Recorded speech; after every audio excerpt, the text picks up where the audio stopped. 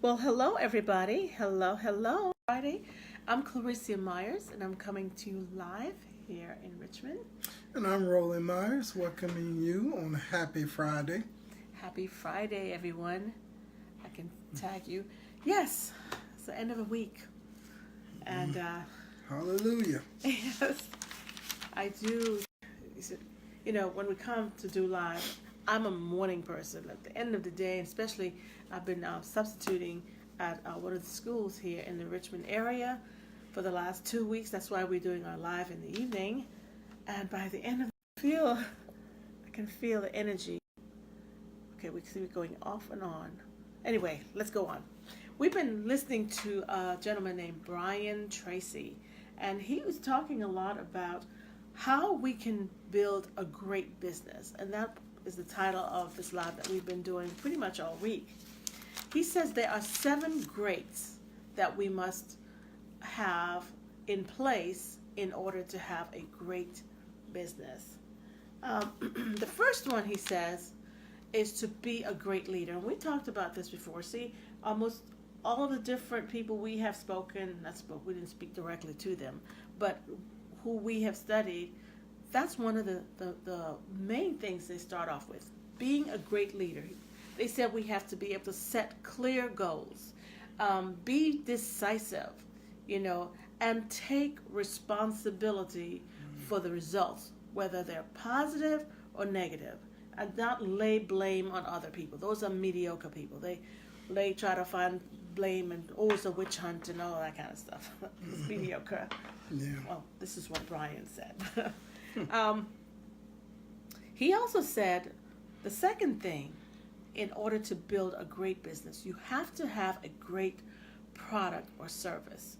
And with the product or service, he says, never be satisfied with the quality of the product.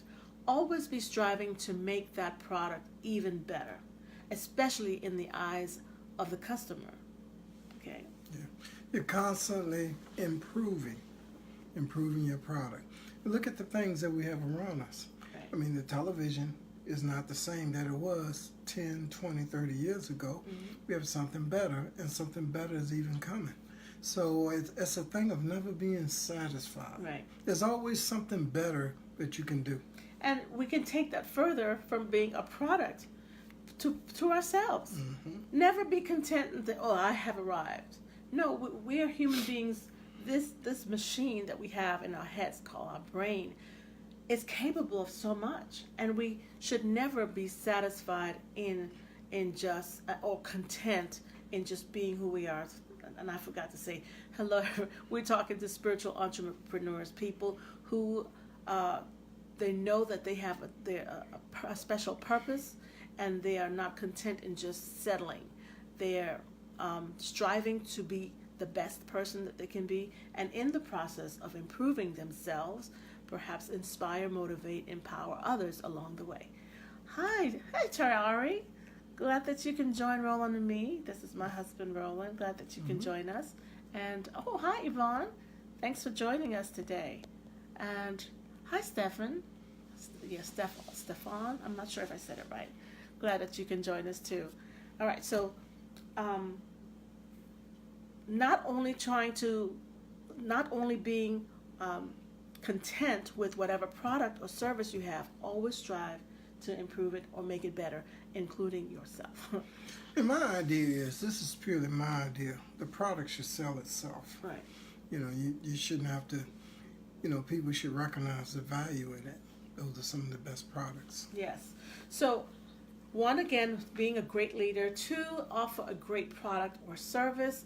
Number 3, have a great business plan. And what he said about that, you have to think it through on paper. Think it out on paper. And that includes, he says, finding out how much it's going to cost. What technology is required to be able to promote that product or sell that product. What technology is required? He says, consider also publicity. How much it's going to cost to publicize it or promote it. Who are you going to get to set up that or operate that business? how much it's going to cost, what returns will it give you. So you have to plan it all out on paper. And remember, a couple of days ago, we talked about contingency plans. Yes. Make sure you have a well thought out contingency plan. Just in case, because you never know if you'll need it. And, with the economy, how it's been, it's always to be safe than sorry. Mm-hmm. Yeah. He says, having a great business plan, it forces you to think long term. It forces us to think using slow thinking. Because if we use the long-term thinking, slow thinking, we tend to make better decisions, and make better decisions, and they're not as flawed. Right, and we can avoid a lot of potential pitfalls too. That comes from that fast thinking track. Yes. Oh, I need to move this on up here. Yes. A third, number 3. No, sorry, this is number 4.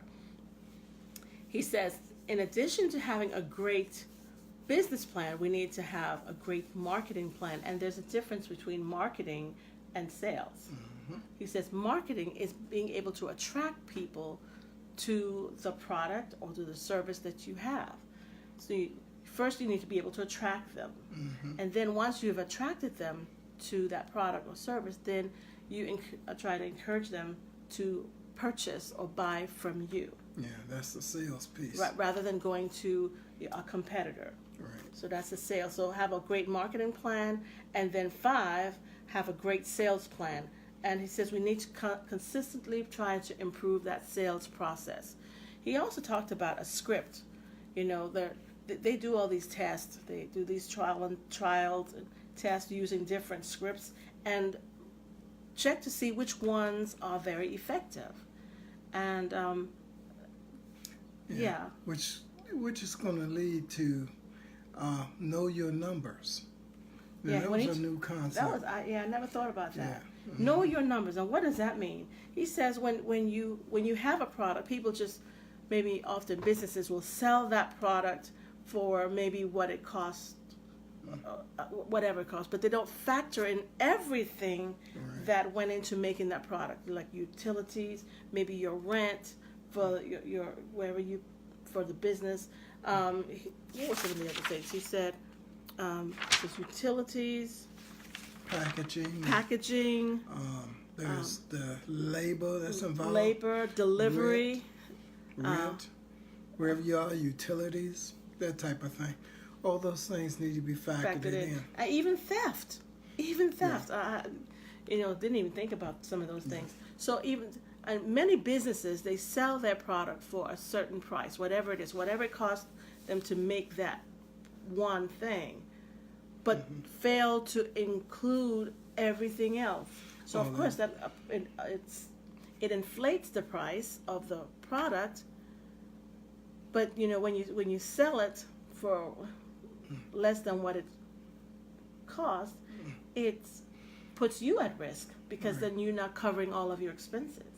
Yeah. They talked about some business making $11 billion in sales, but $3 billion in losses. Yeah. Yeah. So these are some new ideas. Well, see, in business, you have to consider all these things. So that was number 6. Know your numbers. What is it going to cost to make that product? And then finally, number 7, have great customer service an experience. Have a great customer service experience. So the customer's happy when they come on or when they purchase the product from you, but you want them to be happy throughout. So when even after they've bought it from you. Hi, Derry. Thank you for joining. Glad that you can join Roland and me. We're just talking about building a great business, the 7 greats that we must have in place. And then for number 7, having that great customer experience, this is the morality of it all. Okay, you're not out just to get something from somebody, but you actually want to give back, and you want them to be happy and satisfied. And in the end, it has its rewards because By word of mouth, people are going to tell, and that's going to even bring even more customers. Right. And people come back. Mm-hmm. They come back. If they're repeat satisfied, business. they will come back to you and stay with you. Yeah. So those are some things that we were reading about, and we thought we will share it with you. If you find any value, do share it out. And we're glad that you can join us today. It's Friday, the end of the week. And have a safe weekend. Safe weekend. Oh, and Monday is President's Day. So it's a holiday for us in this area. Hope it is for you too. So we'll see you back here on Monday morning. I'll do it Monday morning, and Roland's going to carry the torch perhaps through the week. Yep. So enjoy your day. We'll see you again on Monday. Bye now. Bye-bye.